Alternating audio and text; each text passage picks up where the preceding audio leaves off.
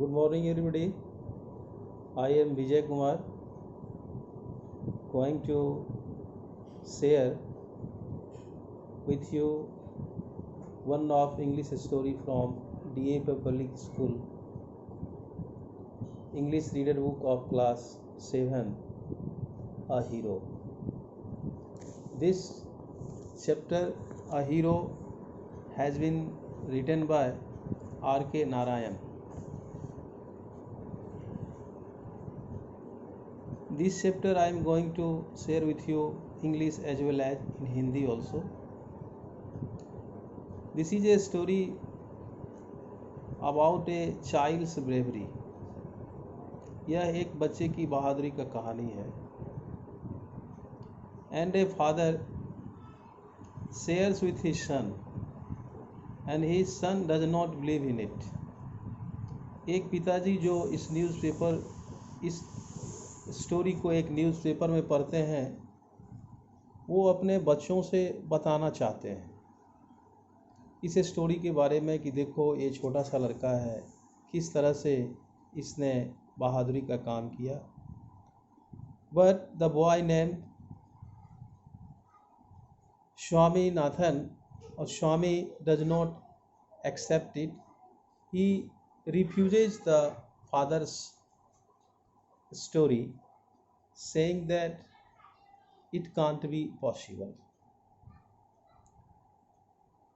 Last day we have discussed it about this one, the part 1, and the same thing today I am going to discuss with you.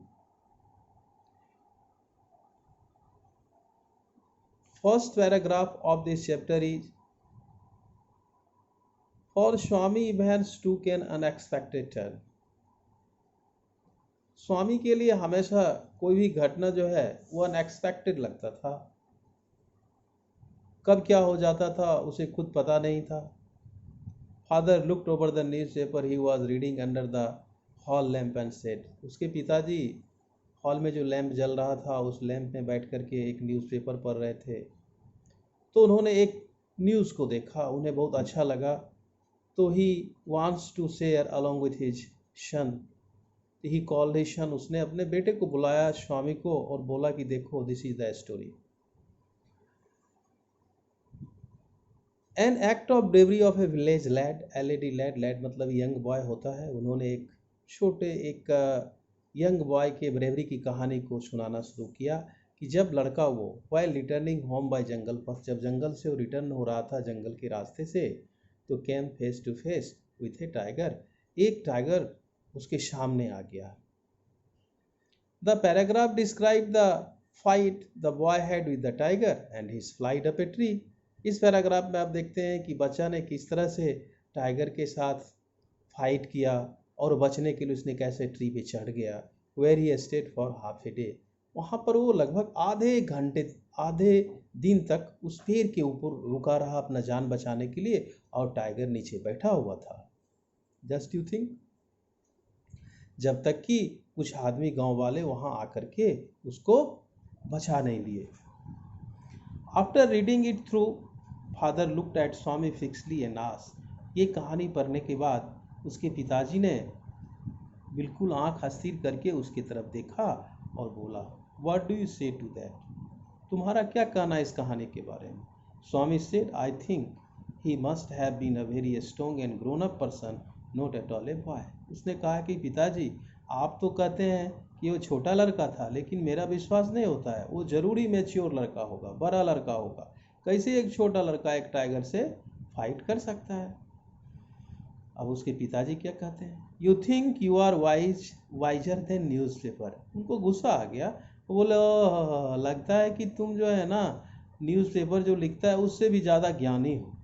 Father स्नीयर्ड मतलब होता है spoke in a scornful manner. गुस्से में उन्होंने बोला, a man may have the strength of an elephant and yet be a crowd, whereas another may have the strength of A straw.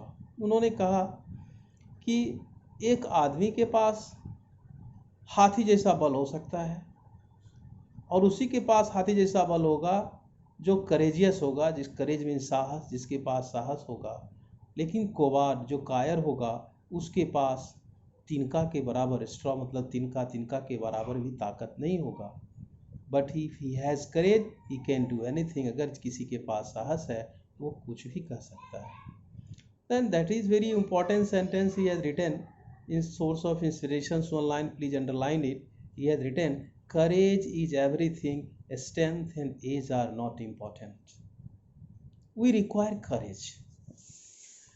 Swami disputed the theory, उसने theory को और भी विवादित ग्रस्त कर दिया। हाउ कैन इट बी, ये कैसे हो सकता है पिताजी। Suppose I have all the courage, मेरे पास मान लीजिए कि सारा करेज है। What can I do if A tiger should attack मी, अगर मेरे ऊपर टाइगर अटैक कर देता है तो हम क्या करेंगे, अब आप बताइए। तो उसने अपने फादर से पूछा। Leave alone strength can you prove you have courage, पिताजी गुस्से में आ गए। उन्होंने बोला कि छोड़ो, तुम स्ट्रेंथ की बात छोड़ो, ताकत की बात छोड़ो, क्या तुम्हारे पास साहस है, करेज है, क्या तुम ये प्रूव कर सकते हो। Let me see if you can sleep alone tonight in my office room, चलो तुम आज ऑफिस रूम में सिर्फ अकेले सो जाओ। This was the challenge given by his father to his son. A frightful proposition, proposition means proposal. Swami thought, उसने सोचा ये तो भयावह प्रपोजल मिल गया। He had always slept beside his granny, वो तो हमेशा अपने ग्रैंड मदर के साथ सोया करता था, आज वो कैसे सोएगा उस कमरा में। एक भयावह सपना आने लगा सुन करके। In any change in his arrangement kept him trembling and awake all night. कोई भी चेंज उसके सोने की अवस्था में उसको डरा दिया था कि मैं रात भर जगा रह जाऊंगा, मैं कांपता रह जाऊंगा, ट्रेमलिंग मीन्स कांपना, लेकिन मैं सो नहीं पाऊंगा। ही होप्ड, उसने आशा किया। At first that his father was only joking, सोचा जोकिंग मतलब मजाक करना, उसने सोचा कि पिताजी सिर्फ मजाक कर रहे हैं। ही मम्बल्ड वीकली, मम्बल मतलब होता है स्पोक अनक्लियरली, गला उसका रूंध गया और रूंधे हुए गले से बोलता है, yes and try to change the subject. He said very loudly with a great deal of enthusiasm, बड़े उत्साह के साथ वो बोला, we are going to admit even elders in our cricket club hereafter. यहाँ के बाद पिताजी आपसे बात कर रहे हैं, हमें क्रिकेट क्लब ज्वाइन करना है। हमारे जो सीनियर्स हैं वो बुलाए हैं और हमने एक ब्रांड का बैट भी खरीद लिया है। We are buying brand new bats and balls. Our captain has asked me to tell you, और मेरे कैप्टन ने कहा था कि आप जाकर के अपने पिताजी को बताना, और इसीलिए मैं आज आया हूँ। वो सोचा कि मैं टॉपिक चेंज कर दूंगा, पिताजी भूल जाएंगे। देखो बच्चा कैसे ये बेवकूफ़ बनाना चाहता अपने पिताजी को। Will see about it later, father cut in. Father बीच में हस्तक्षेप करते बोले कि हम बाद में इस पर सोचेंगे। You must sleep alone hereafter, इसके बाद तुम्हें अकेले सोना है। Swami realise that matter had gone beyond his control. Swami तो समझ गया कि अब जो ये मामला है उसके नियंत्रण से बाहर हो गया। It had become a plain command, उसने समझ गया कि अब ये कमांड हो गया। He knew his father's tenacity at such moments, और ऐसी अवस्था में वो अपने पिताजी के टेनेसिटी को बहुत बढ़िया से जानता था, फर्मनेस को, कठोरता को। टेनेसिटी मतलब फर्मनेस, कठोरता होता है। From the first of next month I will sleep alone father, उसने प्रपोजल रखा अपने पिताजी के पास कि पिताजी आप मेरे को कम से कम 1 महीना का समय दीजिए, फिर 1 महीने के बाद मैं जो है ना वहाँ आपके ऑफिस में सोना शुरू कर दूंगा। No you must do it now, it is disgraceful sleeping beside granny और mother like a baby. You are a second form and I don't at all like the way you are being brought up. पिताजी को गुस्सा आ गया। वो बोले कि ये तो शेमफुल बात है, शर्मिंदा की बात है कि तुम बड़े हो गए हो, सेकेंडरी क्लासेस में पढ़ते हो। हाँ, तुम्हारा पालन पोषण कैसा हो रहा है कि अभी भी तुम अपने ग्रैंड माँ के साथ सोते हो, शर्म नहीं आती तेरे को। He said and looked at his wife, ऐसा कहते हुए उसके पिताजी की आंखें वाइफ के तरफ चल गई। तो वाइफ मतलब इस एक तरह का कमेंट हो गया उसकी माँ के ऊपर। Who was rocking the cradle, जो झूला को झूला रही थी। Why do look at me while you से इट, उनकी वाइफ बोली, मतलब स्वामी की माँ बोली, तुम मेरे तरफ क्यों देखते हो जो अपने बच्चे को समझा रहे हो, बता रहे हो या डांट रहे हो। तो she asked I hardly know anything about the boy, वो भी बोली कि मैं नहीं जानता उस बच्चे के बारे में, वो क्या करता है नहीं करता है। No no I don't mean you, father said, पिताजी ने कहा नहीं, ये मेरा ये नहीं मतलब कि मैं आपको कह रहा हूँ।